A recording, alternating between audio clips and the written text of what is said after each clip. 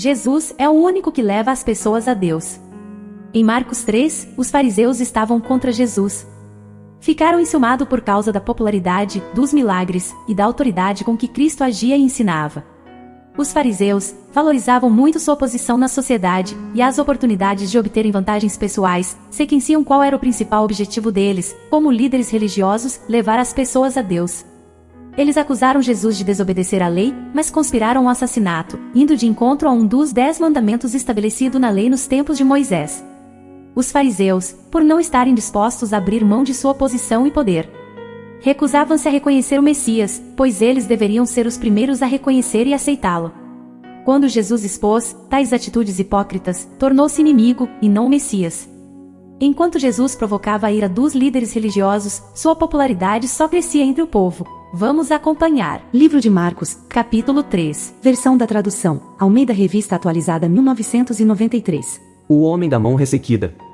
De novo, entrou Jesus na sinagoga, e estava ali um homem que tinha ressequida uma das mãos.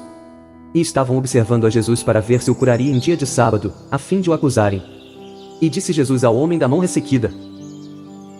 Então lhes perguntou: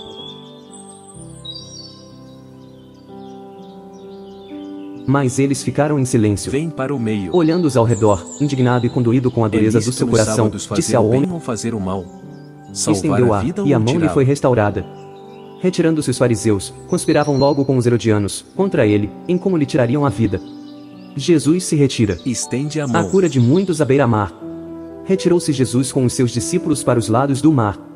Seguiu da Galiléia uma grande multidão. Também da Judéia, de Jerusalém, da Idumeia, da além do Jordão e dos arredores de Tiro e de Sidom, uma grande multidão, sabendo quantas coisas Jesus fazia, veio ter com ele. Então recomendou a seus discípulos, que sempre lhe tivessem pronto um barquinho, por causa da multidão, a fim de não o comprimirem. Pois curava a muitos, de modo que todos os que padeciam de qualquer enfermidade, se arrojavam a ele para o tocar.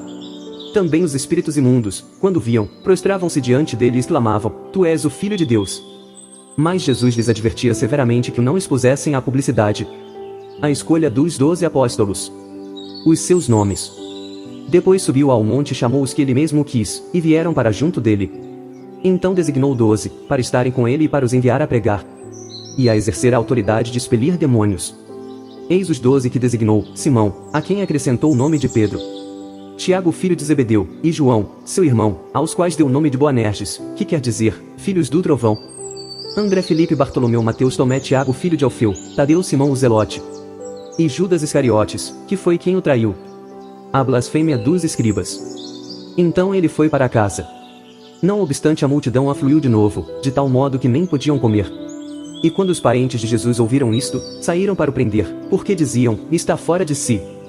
Os escribas que haviam descido de Jerusalém, diziam: Ele está possesso de Beelzebu. E é pelo maioral dos demônios que expele os demônios. Então, convocando Jesus, lhes disse, por meio de parábolas: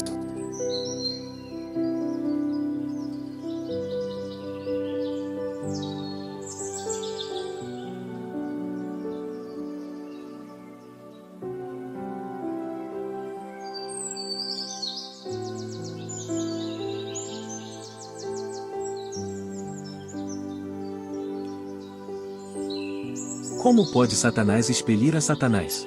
Se um reino estiver dividido contra si mesmo, tal reino não pode subsistir. Se uma casa estiver dividida contra si mesma, tal casa não poderá subsistir. Diziam: Está possesso se de um espírito Satanás se imundo. levantou contra A si família mesmo de e está Jesus. dividido, não pode Nisto subsistir. chegaram sua mãe e seus mas irmãos, perece. tendo ficado do Ninguém lado pode de entrar fora, na casa mandaram do chamá-lo. valente para roubar-lhe os Muita bens, gente estava sem sentada ao primeiro redor dele e lhe amarrá-lo, disseram: só então Olha, lhe tua mãe, saqueará a teus casa. irmãos e Em irmãs verdade estão lá vos fora à digo tua que procura. tudo será perdoado aos Então ele filhos lhes dos respondeu, homens, dizendo, os pecados e as blasfêmias que proferirem. E correndo Mas olhar aquele pelos que estavam blasfemar assentados contra ao o redor Espírito disse: Santo não tem perdão para sempre, visto que é réu de pecado eterno. Conclusão: Jesus se irritou com os fariseus. A ira não significa um mau sinal em si, pois tudo depende do que a motivou e das atitudes que tomamos quando iramos. Não devemos expressar nosso desagrado de forma egoísta e prejudicial às pessoas. Assim como Cristo, devemos usar a nossa ira para corrigir os erros. Quem é minha mãe Que possamos e meus usar irmãos? nossos sentimentos para descobrir as soluções construtivas, e não para humilhar e derrubar as Eis pessoas. minha mãe e meus irmãos.